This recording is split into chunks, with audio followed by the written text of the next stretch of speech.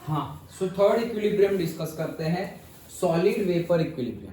अब सेम जैसे अभी हमने सॉलिड लिक्विड किया, हमने लिक्विड वेपर किया, वैसे ही सॉलिड टू वेपर डायरेक्टली।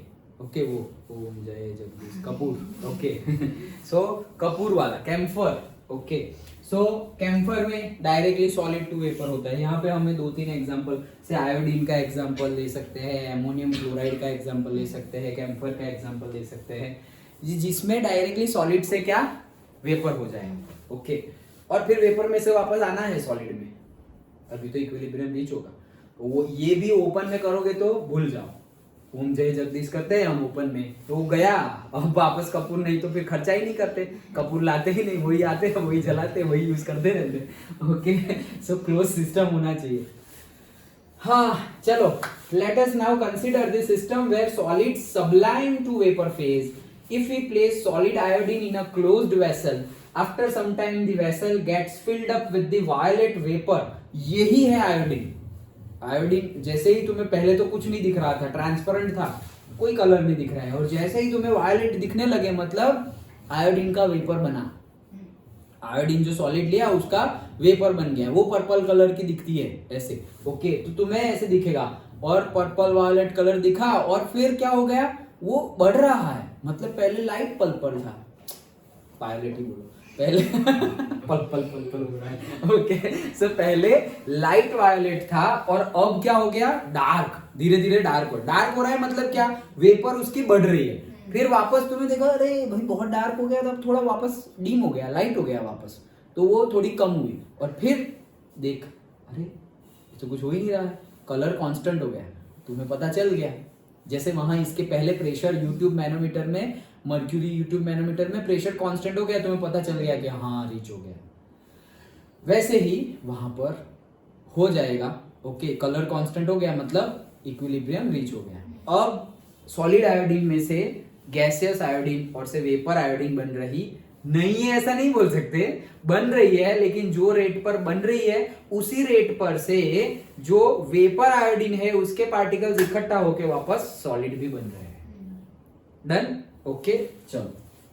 हाँ, सो आफ्टर सर्टेन, नहीं कहाँ गया, आफ्टर सम टाइम वेपर्स, यहाँ तो पढ़ लिया ना मैं, colour increases with the time. हाँ, इस टाइम के साथ साथ क्या होगा, उसका कलर इंक्रीज मतलब क्या, अरे इंटेंस होगा, मतलब उसकी इंटेंसिटी बढ़ेगी।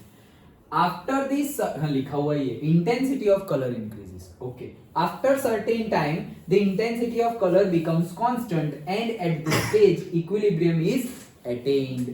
Hence solid iodine sublimes to give iodine vapor and the iodine vapor condenses to give solid iodine. Simple है।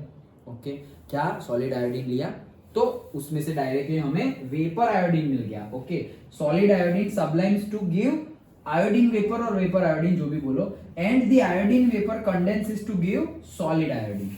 The equilibrium can be represented as, बस simple, H2O solid, H2O liquid करते थे, वैसे ही I2 solid, I2 gaseous vapor. Okay.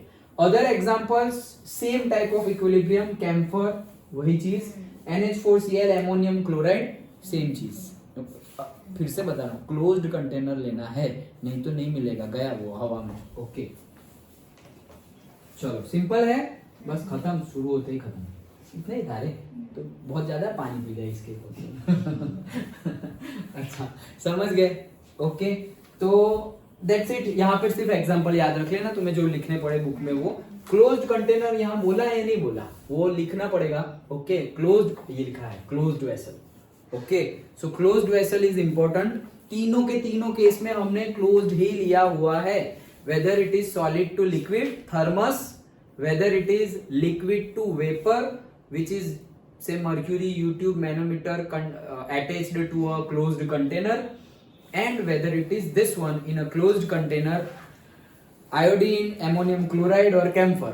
पहले में कौन सा example था, H2O, दूसरे में कौन सा एग्जांपल था, H2O।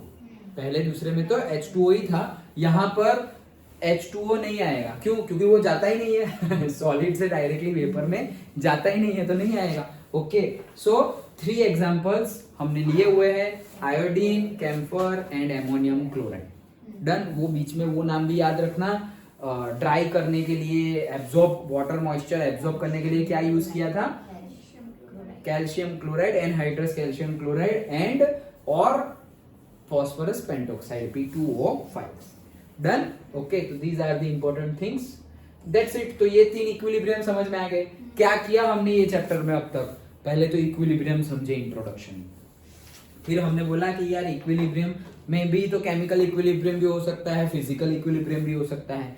तो फिजिकल इक्विलिब्रियम मतलब तुम्हारा सब, अभी फिजिकल देख रहे हैं, फिर केमिकल देखेंगे आगे। अभी तक हमने फिजिकल देखा है, केमिकल नहीं देखा। केमिकल में तो रिएक्टेंट ही तुम्हारा चेंज हो जाता है, नई चीज बन जाती है ना। केमिकल रिएक्टिविटी उसे ही तो बोलते हैं कि reactant convert into the product, लेकिन ये प्रोडक्ट कुछ और ही बन गया, कार्बन और हाइड्रोजन इकट्ठा होकर मीथेन बन गया। ओके, तो रिएक्टेंट में अभी तुम्हें प्रोडक्ट में कार्बन वो कंपाउंड में है भाई, अकेला कार्बन नहीं है। हाइड्रोजन वो भी कंपाउंड में है, अकेला नहीं है। डन? वो केमिकल इक्विलिब्रियम होगा। जैसे नाइट्रोजन हाइड्रोजन को मिक्स किया और तुम्हें एमोनिया मिला, और वैसे ही एमोनिया में से वापस बैकवर्ड में नाइट्रोजन और हाइड्रोजन मिलेगा, तो वो इक्विलिब्रियम हुआ। लेकिन ये केमिकल इक्विलिब्रियम है, सब्सटेंस चेंज, रिएक्टेंट कुछ और है, प्रोडक्ट कुछ और है उससे बनने वाला। लेकिन यहाँ पर रिएक्टेंट और प्रोडक्ट दोनों ही अलग है, दोनों ही सेम है फिजिकल में, कि भाई वाटर, तो यहाँ पर भी वाटर, लेकिन उनका फेज डिफरेंट है। डन? ओके, तो ये फिजिकल इक्विलिब्रियम में हमने 3 केसेस डिस्कस किए। ओके।